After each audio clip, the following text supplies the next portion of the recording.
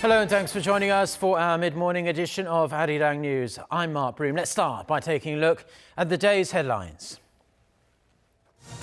A new tactic a day after holding his first summit with Russian President Vladimir Putin, North Korean leader Kim Jong-un says peace on the Korean Peninsula entirely depends on Washington's future attitude. Chaos at South Korea's National Assembly as the parties duke it out over a controversial plan to fast-track contentious bills. We have the latest as parliamentary activity grinds to a halt.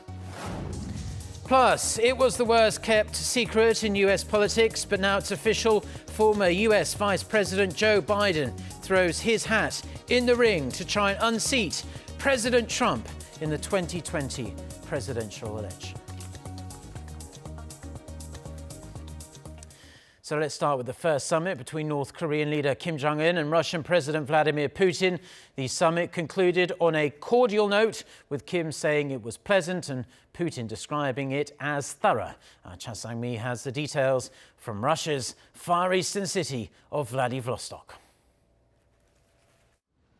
The first ever summit between North Korean leader Kim Jong-un and Russian President Vladimir Putin went on for over 3 hours, 2 of which the leaders spent alone together. At the banquet, Putin quoted the old North Korean saying, "We can move mountains if we work together," as he gave a toast to Pyongyang and Moscow's bilateral cooperation and the peace and happiness of the peoples of North Korea and Russia. Last year, amid a complicated situation internationally, we celebrated the 70th anniversary of our diplomatic ties. But we have seen the Korean Peninsula stabilize recently. Russia is trying its best to play an active role in resolving problems on the peninsula diplomatically. The friendly relations of North Korea and Russia are based on a history of common purpose and interest. The people of the two countries are dear friends. We formed this affection as comrades fighting the Japanese during the war and as soldiers who bled for the liberation of Korea. The leaders' one-on-one meeting started at 2:10 p.m. local time at the Far Eastern Federal University. The campus was built specifically at Putin's personal order to host the APEC summit of 2012. The one-on-one meeting was planned to last only 50 minutes, but went on for about 2 hours, followed by extended talks with their respective top aides. On Kim's side was his translator, Foreign Minister Lee Yong-ho, and Vice Foreign Minister Choi Sun-hee. The Russian delegation consisted of numerous figures related to the economy and infrastructure, including the CEO of Russia's railways as well as the transport minister. The North Korean leader said his talks with Putin were, quote, very meaningful, and Putin called them a substantial discussion, exchanging views on Pyongyang's nuclear program and ways to develop their future ties. The last time leaders from North Korea and Russia met was in 2011, when it was Kim's late father, Kim Jong-il, who met with then Russian President Dmitry Medvedev. Cha Sang-mi, Arirang News. Now, President Putin held a press conference after the banquet, and there he relayed Kim Jong-un's message, which was that for denuclearization to happen, the North Korean regime's security must be guaranteed. Lee Ji-won with more. Russian President Vladimir Putin said the international community must promise North Korea its survival for it to denuclearize. The North Korean administration wants to denuclearize as well, but is asking for its safety to be guaranteed, and this needs to be assured by international law. In a press conference after his banquet with Kim Jong-un, President Putin said the first step to assure the North on its regime security is by building trust between Pyongyang and Washington. He said the denuclearization issue would have been resolved in the past, but that Washington did not implement its agreements enough. Putin called on the need for both sides to respect each other and move forward discreetly. Putin also hinted at his hopes of playing a bigger role in handling the North's denuclearization issue by saying that the six-party talks need to be resumed. The talk, which involves the two Koreas, the US, China, Japan, and Russia, have been stalled since 2009 as the North withdrew from it. If South Korea or the US can guarantee the North's security, then the multi-party talk won't be needed. But I don't think the two countries can come up with a complete mechanism to achieve that. So the North needs the six-party cooperation system as well. And Putin said that he will talk with Chinese President Xi Jinping on Friday and with the U.S. on the summit results to relay Kim Jong-un's stance. However, Putin also tried to seem neutral by saying that it holds a similar stance with the U.S. in hoping for the North's complete denuclearization and non-proliferation of nuclear weapons.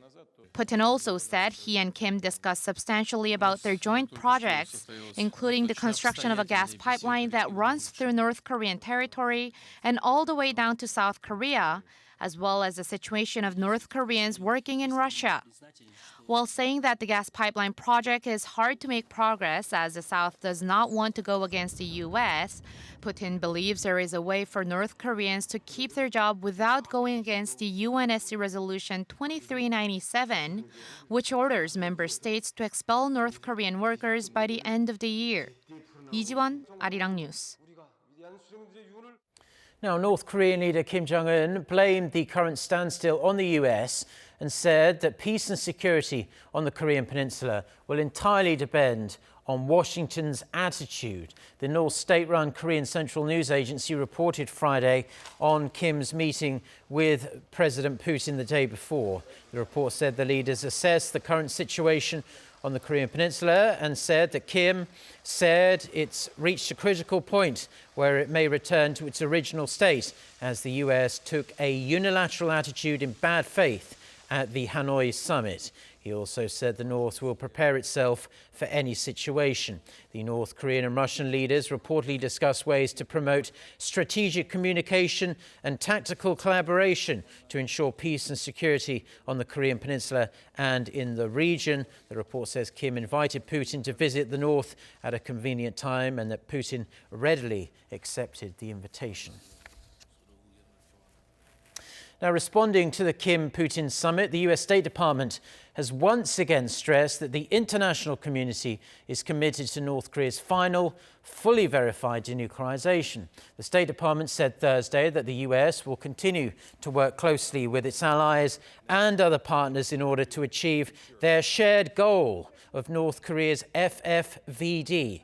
It added that through the Vladivostok summit, Russia should not break away from the strong international cooperation on North Korea, and the State Department urged Pyongyang to implement denuclearization as soon as possible.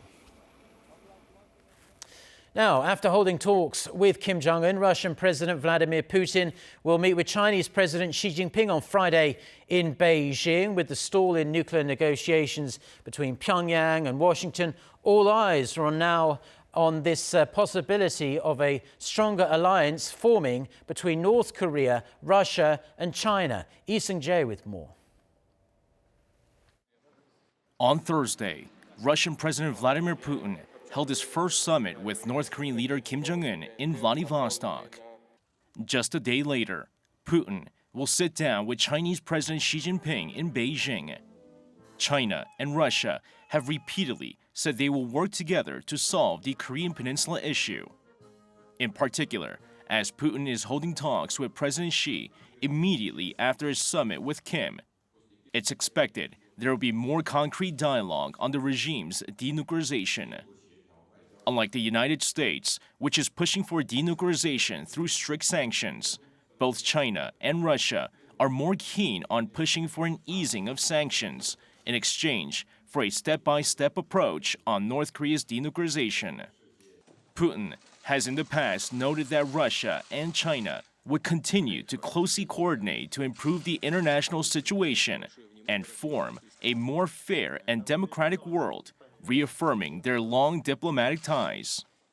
Observers say with the strengthened ties between Pyongyang, Beijing, and Moscow, it should ease pressure on Seoul, which has long played the mediating role in the nuclear negotiations between Pyongyang and Washington. Others say Seoul will be put in a tougher position, caught in the middle.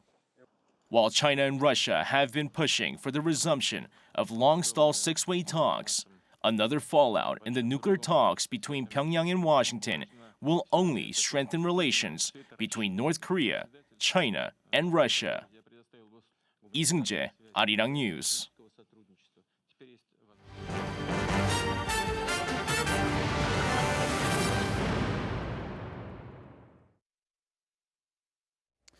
Now, in other news, South Korea's National Assembly has descended into chaos after a physical standoff over attempts to fast-track key reform bills. The committees for Judiciary and Political Reform on Thursday were planning to grant fast-track status on bills on electoral reform and on creating an independent body to investigate corruption among high-ranking government and public officials.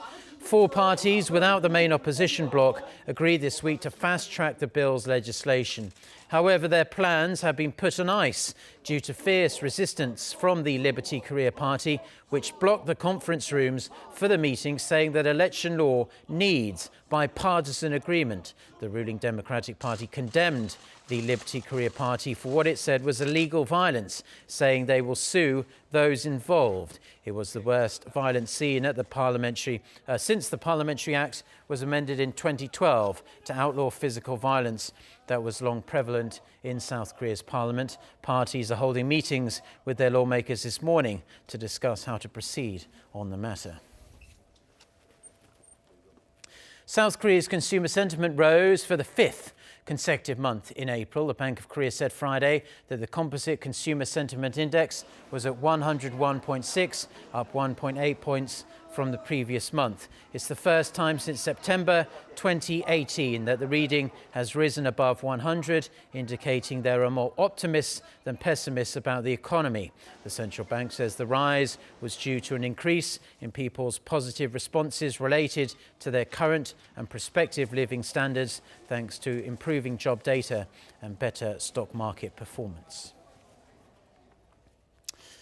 Now, South Korea has been left off the US Trade Representative's watch list on its annual report on intellectual property rights for the 11th year in a row. The USTR's annual review of trading partners' protection of IP rights, the so-called Special 301 report, placed 11 countries, including China and India, on the priority watch list for piracy and counterfeiting concerns. 25 countries were on its watch list. In the report, the US said these countries will be subject to increased bilateral engagement with the USTR to address IP concerns. South Korea has not been included on this watch list since 2009.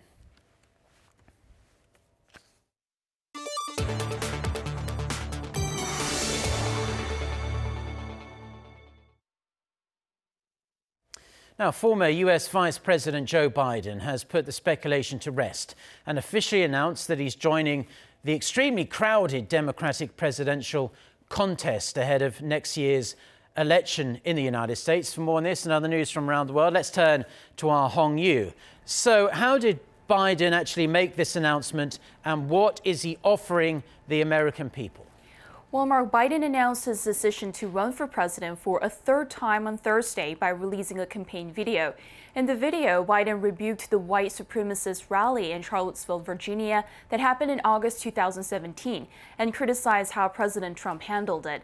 Biden said Trump had assigned a moral equivalence between those spreading hate and those with the courage to stand against it by saying that there were some very fine people on both sides. Biden also framed the 2020 race as a battle for the soul of East Nation. His campaign will focus on 3 major pillars: rebuilding the middle class that he refers to as the backbone of the country, demonstrating respected leadership on the world stage, and making democracy more inclusive. As Biden is now 76 years old, this will likely be his final opportunity to seek presidency that he has eyed for more than a generation. Biden became an instant front-runner among the other Democrats, running with the backing of more than 1 U.S. senator. Yet it's unclear if he will be embraced by the liberal wing of the party with this bipartisan approach, and he will also have to face questions about his past, including the recent controversy that he touched women in an overly familiar manner without their consent.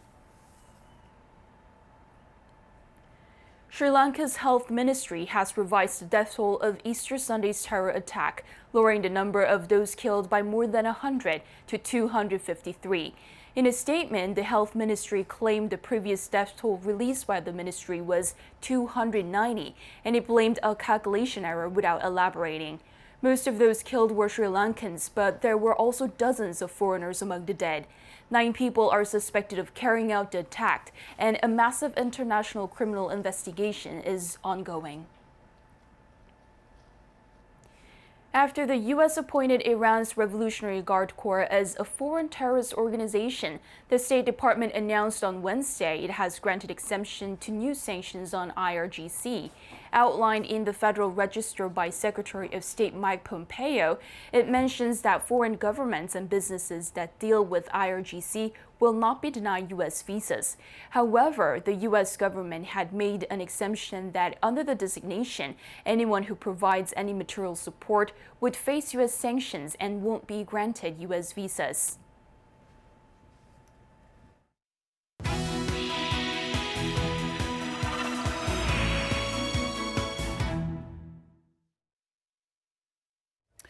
Time now for our Life and Info segment, where we focus on information that's hopefully useful for your everyday life. Today, we are going to talk about the so-called gig economy in South Korea and how we can all get involved, perhaps to make a little extra cash along the way.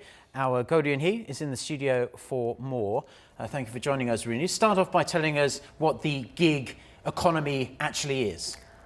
So Mark, gig economy generally refers to a labor market where temporary positions are more common than permanent jobs. So this is actually really different from the traditional economy where you are used to full-time workers wanting to work for a long time. An American management consulting firm provided a more precise definition. McKinsey & Company defined the gig economy as a contingent work that is transacted on a digital marketplace. So this excludes ongoing part-time employment and freelance work that is not contracted on an online talent platform. And by digital marketplace, it includes mobile applications like Uber. So if you have worked as a driver in a ride-sharing service or as a host in Airbnb, you are part of the gig economy. Okay, so now we have a much clearer sense of what a gig economy is, but let's focus on South Korea here. We've all heard of companies like Airbnb and Uber, and the vast majority of us have actually used those services as well. But can you give us some local examples of companies involved in the gig economy? Sure. So there are many digital marketplaces that offer a gig economy experience. And today I want to introduce you to some popular ones in Korea where people can actually share their talents. And first is an activity platform service called FRIP. If you sign into the FRIP application, you can meet diverse so-called hosts providing lessons. I actually use this app quite often, and it varies from sports, culture, travel, cooking, and more. And so, for instance, if you're a talented photographer, you can advertise yourself and your career, and people can pay and sign up for some classes or get tips from you. I actually met someone who is a popular host on the FRIP platform. So he holds wine classes after work by using his experiences in the field. Let's take a look. So Lee Do-kyung works in the finance industry, and after he gets off work, he holds wine classes. And his classes deal with the history and basics of wine, and of course, tasting it with delicious food. Lee uses the FRIP application to advertise his classes. And when I visited his class, about 15 students were there on a weekday at around 7:30 p.m., when most of Korean workers get off work. And he told me why he's been doing this for a while. When I come here, I feel recharged and relaxed because the attendees pay attention to my classes. I learned about wine in France, and I want to inform people who have an interest in wine. Well, that class looks very interesting indeed, especially to me. I like a glass or bottle of wine occasionally. I'm more of a white fan rather than a red fan. Do you have a preference? I like wine. Good. I like a nice Chardonnay. Perhaps if I attended that class, he'd be able to tell me which food combination it goes well with. I believe it is fish and lighter food, but we'll get into wine another day. But I hear that fashion is another really big topic involved in this gig economy. People are learning about fashion through applications, I hear. Not really that surprising considering, as we all know, many young Koreans are absolutely mad about fashion. Yes, you are right. And actually, another example of people selling their talent is actually happening in the fashion field. And I met someone as well and experienced the program myself. And Jang Kyung-hee is a fashion director. And after work, she provides fashion advice to people in need of a new style and uses a similar application to advertise her program. So before we met, I had to send her like 4 photos of me in my usual outfit. And when we met, we discussed about my current style and how I can change it. The real fun started when we went to the mall together. She recommended me various sets of outfits. And the lesson usually takes like 2 hours, and Chang says she's happy to share her experience with others. Because I am a designer with a lot of experience, I am sharing my know-how with others. I think having confidence in one's clothes is extremely important in being confident about oneself. Well, I think everyone can agree with that. If you have nice clothes on that fit you well, then you're going to feel much more good about yourself. And I hear that you actually purchased some of the clothes she suggested, right? And I look forward to seeing you wear those around the office because you have your own distinct style, it's fair to say, Rooney, but a good one at any point. But we've established then that many local people are really starting to make use of these gig economy services, and also some bigger companies are now starting to move into the space. Of course, Korean e-commerce platform Coupang did something related to the gig economy, and it's actually creating jobs in the delivery sector. Basically, people can sign up to make deliveries and earn some extra money in their free time. Coupang actually said they started this to flexibly deal with unexpected demands. About 4,000 people participate on average per day. And I talked to an employee about the matter. Housewives who have experienced career breaks and retirees can start a new job here. It's the same for people who are free for a short period of time. Okay, so we've heard from both sides of the story there. It really seems like the gig economy is here to stay. Are there any projections for what it's going to be like in the future? And will this shift in the way that people are being employed, is it going to have any drawbacks for the majority of us?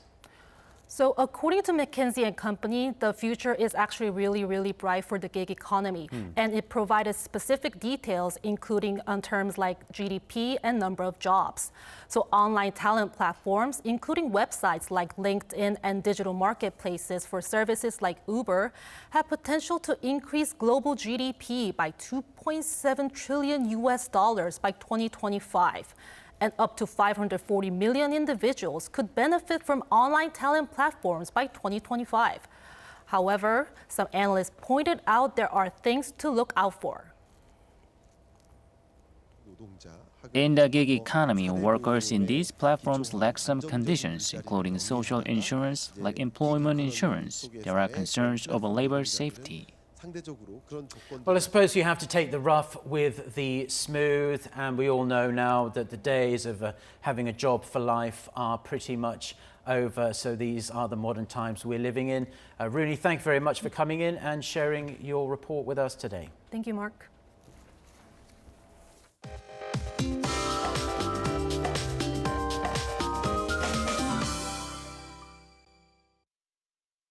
Good morning. The rain is gradually letting up from the west, while regions in the east will continue to see showers throughout tonight. And eastern regions will see 5 to 20 millimeters of rainfall, and southern provinces could see some light sprinkles during the day today. Now, this band of rain has brought cooler air into the country. I mean, you will notice that chill in the air, so dress warmly. And daily highs will be nearly 6 degrees lower than the seasonal average. And it's going to be a lot chillier tomorrow morning. Morning lows and daily highs won't be that different today. Highs hovering in the low teens in most parts of the country. Meanwhile, Gyeongju will see no temperature gap at all, both topping out at 11 degrees Celsius. Now, chillier than average temperatures will stay with us through early next week, with nationwide rain in the forecast for Sunday and next Wednesday. That's Korea for you, and here's the international weather for viewers around the world.